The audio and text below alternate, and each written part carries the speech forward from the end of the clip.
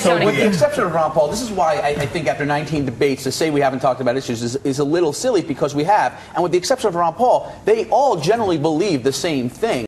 But the problem is the audience. Because Ron Paul is an unorthodox Republican candidate. Has anybody, after watching him in all of these debates, very facile with the facts, seems like it's sincere, you know, when he answers these questions, has anybody been moved toward Ron Paul? Yes. Definitely. Really? I like him. He's a great teacher. In some ways. Go ahead, Mary. Wait, I like him, and the men aren't going to understand this, but the women will, because I don't feel like I'm dating him. Because wait. She's like, We've all dated that guy who will look you in the eye and tell you what you want to hear in order to get what he wants. And that's Romney and Gingrich. To get my vote, they're going to tell me what I want to hear. I will not do that. I never think of it that way. That's my favorite moment of the debate last night when he asked Wolf Blitzer asked Ron Paul what he would do if he was on the phone with Castro, and he said, "Well, I'd ask him why he called." We're sending the politicians to the moon.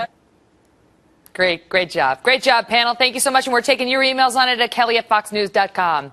I want to talk briefly about the debate. Jumped the shark. I want to talk about Ron Paul, though, first, because I think he had some of the best lines. Let's roll this sot.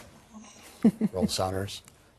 I'm willing to challenge any of these gentlemen up here to a 25-mile bike ride any time of the day in the heat of Texas. You know, there are laws against age discrimination, so if you push this too much, you better be careful. Well, I don't think we should go to the moon. I think we maybe should send some politicians up there at times. Imagine you're in the Oval Office, you speak to Raul Castro, what would you say to him? Well, I'd ask him what he called about, you know. What was the purpose of his call? All right, okay, Kimberly, I got to say, Ron Paul, in my view, represents the viewer watching the debate in a bemused state. When he sees people arguing about stupid stuff, he just sits back and he laughs. He'd be tweeting about this if he could. Right.